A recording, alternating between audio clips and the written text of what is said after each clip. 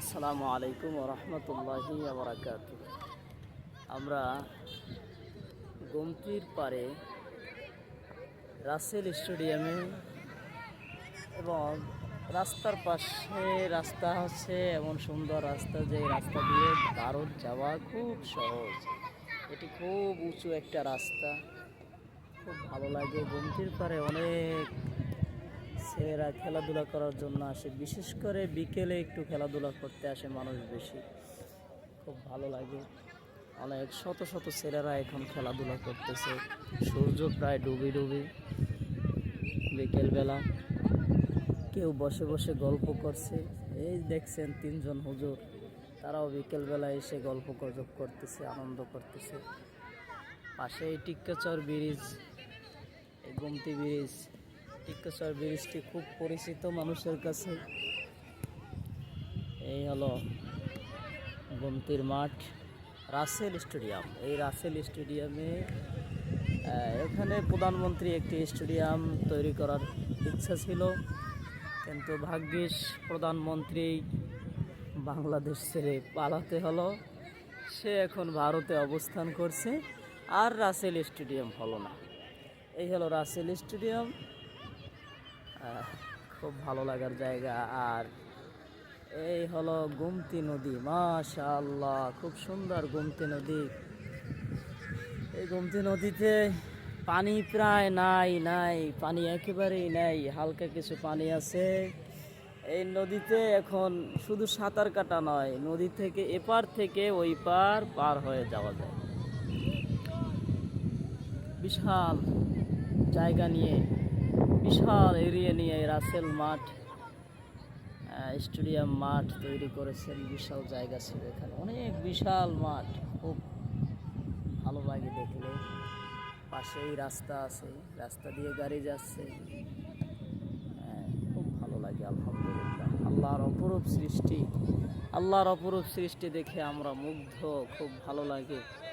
যখনই আল্লাহর সৃষ্টির দিকে তাকাই, কতই না চমৎকার আল্লাহর সৃষ্টি।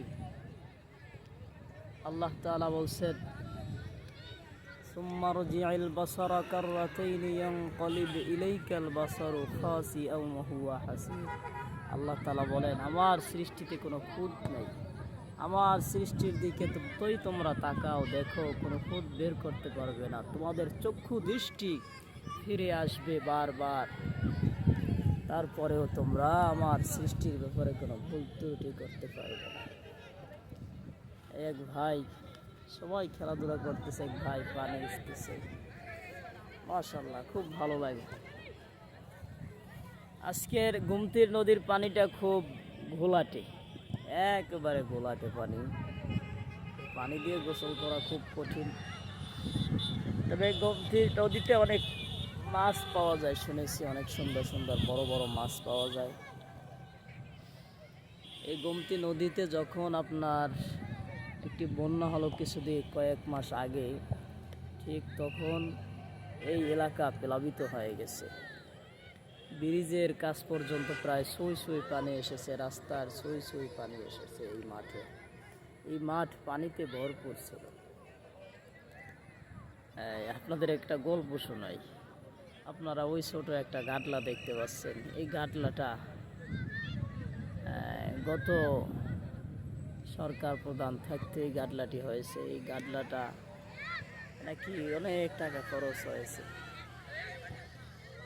তো এই গাটলাটার অবস্থা বেশি একটা ভালো না, হয়তো বা 50,000 টাকার মতো হতে পারে খরচ, কিন্তু এই গাটলাটার নাম দিয়ে লক্ষ লক্ষ টাকা হাতিয়ে নিয়েছে আমরা জেনেছি। ওই পারে দেখতে পাচ্ছেন, যদি একটু জুম করে দেখায়, যে ওই পারে অনেক কৃষি করা হয়, দেখছেন কৃষি কাজ করে মানুষ, খুব কৃষি করে।